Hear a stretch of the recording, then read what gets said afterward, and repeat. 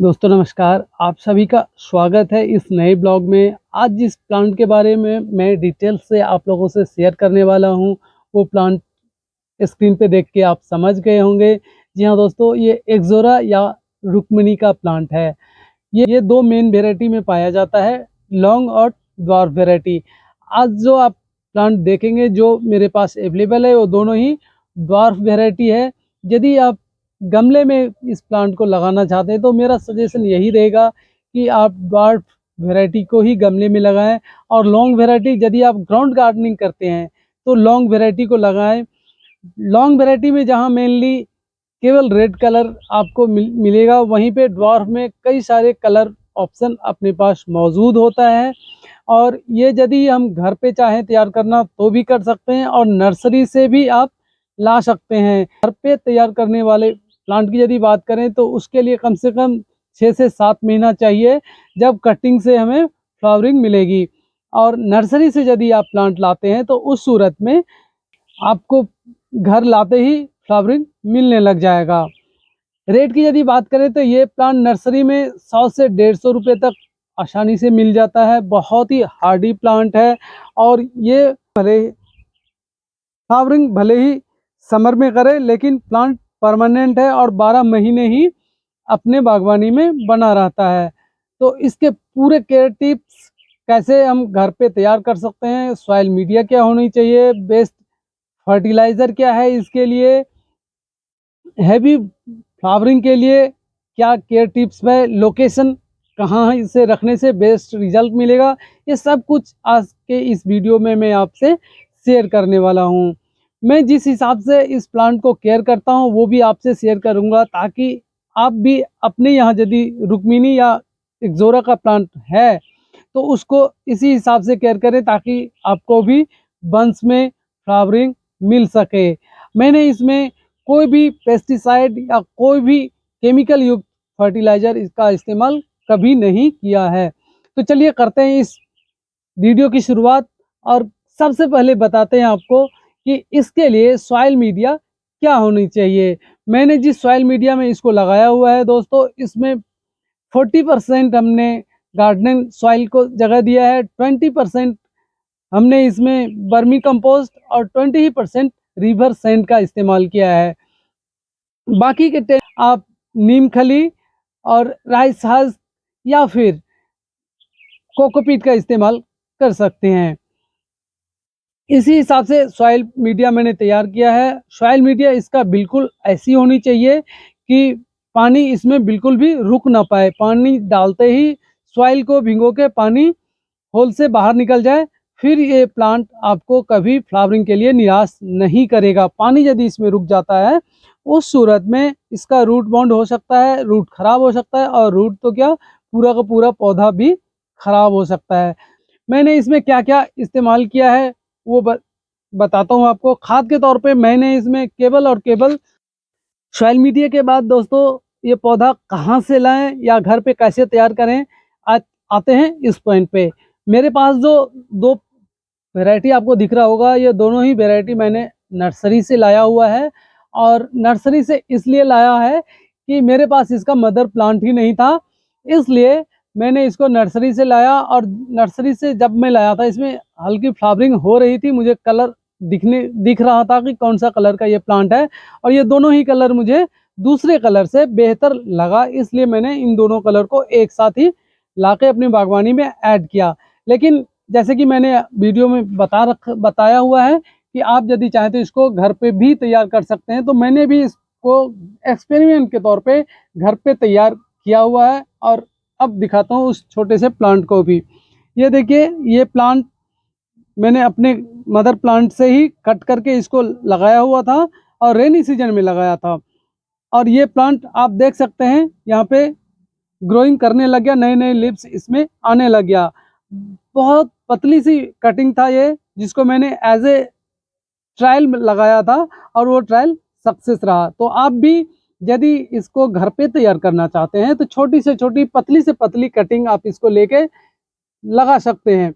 छोटे से ब्रांच को यदि आप कट करके लगाएंगे तो भी लग जाएगा, क्योंकि इसमें नोड एरिया बहुत पास पास में होता है। और कम से कम 2 से 3 नोड एरिया को आप मिट्टी में दबा दें, उससे ये प्लांट 100% चल पड़ेगा। यदि आप नर्सरी से लाके इसको लगाते हैं तो इंस्टेंट आपको फ्लावरिंग मिलेगी, लेकिन यदि इस तरह आप कटिंग से लगाएंगे तो एक सीजन आपका जाया जाएगा। इस सीजन में लगाने पे अगले सीजन में इससे फ्लावरिंग होगी। कटिंग लगाने का सबसे बेस्ट सीजन की यदि बात करें तो एक्सोरा के लिए कटिंग लगाने का सबसे बेस्ट सीजन होता है रेनी सीजन या फिर फरवरी के आसपास, क्योंकि फरवरी में जैसे ही धूप की तेजी थोड़ी थोड़ी बढ़ने लग जाती है तो वो परफेक्ट टाइम होता है जब एक्सोरा डोरमेंसी से ग्रोइंग में आ जाता है। उस समय यदि आप इसकी कटिंग लगाएंगे तो 100% इसकी कटिंग चल पड़ेगी। कटिंग की बात हो गई, सॉइल मीडिया की बात हो गई। अब आते हैं इसकी खाद के ऊपर कि कौन सा ऐसा फर्टिलाइजर इस्तेमाल करना चाहिए ताकि इसमें हेवी ब्लूमिंग और ऐसे बंच में ब्लूमिंग मिल सकता है। आप देख सकते हैं हर एक छोटे से छोटे ब्रांच में ब्लूमिंग हो रखा है। कुछ ऐसे हैं जो अब खिल के झरने से लग गए हैं, तो कुछ ऐसे हैं जो अभी भी इसमें खिलने को तैयार हो रहे हैं। यानी कि इसमें लगातार लगातार इसमें यानी कि इसमें एक्सोरा में लगातार फ्लावरिंग होती रहती है। ये वाला फ्लावर का बंच जैसे धीरे धीरे गिरने से लग गए हैं सूख के, वैसे ही ये फुल ब्लूमिंग में है और ये ब्लूमिंग स्टार्ट कर दिया। जबकि दूसरे तरफ आप देखें तो ये छोटे छोटे अभी खिलने को तैयार हो रहे हैं बर्ड्स, जबकि ये उससे पहले खिल जाएंगे। तो हर एक स्टेज का फ्लावर आपको इसी एक छोटे से प्लांट में मिल जाएगा। ये मैं फिर से बताऊं, ड्वार्फ वेराइटी है और गमले के लिए ड्वार्फ वेराइटी ही बेस्ट मैं मानता हूं। तो यदि खाद की बात करें तो इसमें मैंने 100% ऑर्गेनिक खाद का ही इस्तेमाल किया है। और इसमें तो क्या, जितने भी मेरे प्लांट्स हैं सभी प्लांट को मैंने ऑर्गेनिक खाद ही दिया है। ना तो केमिकल युक्त किसी खाद का इस्तेमाल किया है और ना ही केमिकल युक्त किसी पेस्टिसाइड का। उसी से बढ़िया फ्लावरिंग हो रहा है, मुझे उसी से बढ़िया फ्लावरिंग मिल रहा है अपनी बागवानी में। और मैं सजेस्ट करूंगा कि आप ऑर्गेनिक खाद को ही अपने बागवानी में यूज़ करें, ताकि इससे इंसेक्ट का खतरा भी ना या बहुत कम हो जाता है। इंसेक्ट का खतरा इसमें बहुत कम होता है। लेकिन महीने में एक बार भी यदि आपने नीम स्प्रे करते रहे, नीम ऑयल का स्प्रे करते रहे, तो वो जरा जो 1% खतरा भी है वो भी जाता रहेगा और आपके प्लांट में कभी किसी तरह का इंसेक्ट का अटैक नहीं होगा। अब खाद की बात यदि हुई है तो खाद के लिए मैं आपको बताऊं, मैं जो इस्तेमाल करता हूं इन सभी प्लांट पे वो गोबर का पुराना खाद होता है। और मैं ना तो कोई बर्मी कंपोस्ट खरीद के लाता हूँ, ना ही कोई केमिकल युक्त। यही पुराने गोबर का खाद मुझे पड़ोस में ही मिल जाता है, वहाँ से उठा के इकट्ठा करके रखता हूँ और टाइम टू टाइम इसी को मैं इस्तेमाल करता हूँ। इसी से मेरे सारे बागबानी बढ़िया चल रहा है। अब इसको खाद कितने दिन पे देने चाहिए की यदि बात करें तो खाद दोस्तों इसे आप 15 दिन के अंतराल पर मुट्ठी भर देते रहें तो बहुत बढ़िया ये फ्लावरिंग करता रहेगा। चूंकि ये हैवी ब्लूमिंग प्लांट है तो खाद इसको टाइम टू टाइम देना पड़ता है, नहीं तो ये प्लांट फ्लावरिंग करने के बाद कुछ दिन के लिए रुक जाएगा फ्लावरिंग देने के लिए। और यदि आप खाद डालते रहेंगे तो अभी जैसे मैंने दिखाया हर एक स्टेज का फ्लावर, बर्ड से लेके फ्लावर तक, वो आपको एक ही प्लांट पे देखने को मिलेगा। इसमें भी देखिए एक तरफ जहाँ येलो वैरायटी में खिलने से लग गए हैं, वहीं दूसरे तरफ हर एक ब्रांच से ये बर्ड्स आने लग गए हैं जो बहुत जल्दी खिलने लग जाएगा। और इसको जैसे ही फ्लावरिंग खत्म हो तो सॉफ्ट प्रूनिंग करना जरूरी होता है। सॉफ्ट प्रूनिंग कर देंगे तो इसमें एक के जगह दो दो ब्रांच निकलेंगे और जितने ब्रांच निकलेंगे हर एक ब्रांच में फ्लावर भी 100% होगा।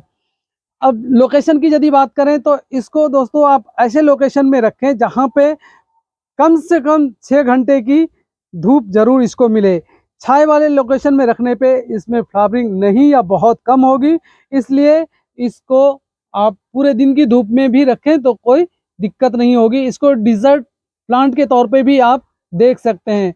डिजर्ट प्लांट का मेन मतलब है कि इसमें पानी की ज़रूरत बहुत कम और धूप की ज़रूरत ज़्यादा होता है।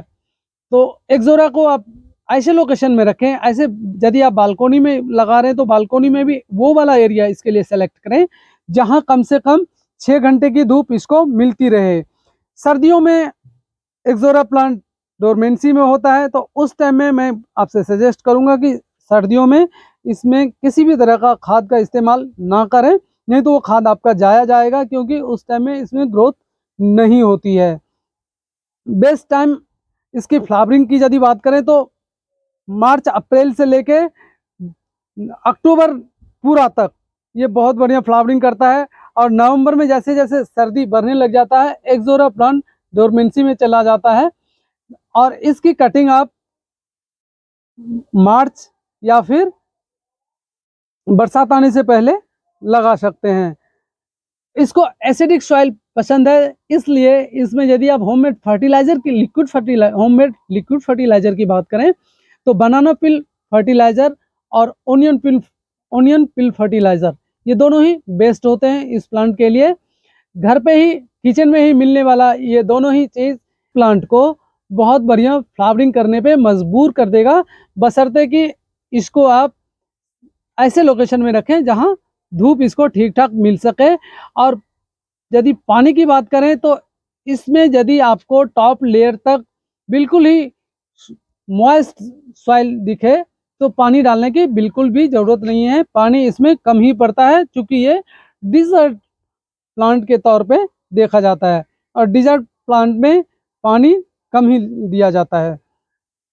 उम्मीद है आपके बागवानी में यदि एक्सोरा प्लांट नहीं है तो इसको आप घर पे भी तैयार कर सकते हैं या फिर नर्सरी से लाकर ज़रूर ऐड करें, क्योंकि नर्सरी में आपको बहुत सारे कलर ऑप्शन मिल जाएगा, आप अपने पसंद के कलर को ला सकते हैं। जबकि लॉन्ग वैरायटी की यदि बात करें तो लॉन्ग वैरायटी में केवल रेड कलर ही इसका अवेलेबल या कॉमनली मिलता है। उम्मीद है ये एक्सोरा की A to Z जानकारी आपको अच्छा लगा होगा और पूरे समर बहुत बढ़िया फ्लावरिंग बंच में फ्लावरिंग करने वाला ये प्लांट आप अपनी बागवानी में ज़रूर ऐड कर लिए होंगे। बहुत बहुत धन्यवाद आप सभी का। उम्मीद है ये वीडियो आपको उपयोगी लगा होगा। तो ऐसे ही वीडियो देखते रहने के लिए यदि आपने अभी तक मेरा यूट्यूब चैनल बबलू की बगिया सब्सक्राइब नहीं किए हैं तो प्लीज़ प्लीज़ प्लीज़ सब्सक्राइब कर लें, ताकि इस तरह का वीडियो आपको कंटिन्यूअस मिलता रहे। मिलते हैं फिर किसी नए ब्लॉग में, नए किसी प्लांट, नए किसी आइडिया के साथ। तब तक के लिए मुझे दीजिए विदा और देखते रहिए अपना मनपसंद यूट्यूब चैनल बबलू की बगिया।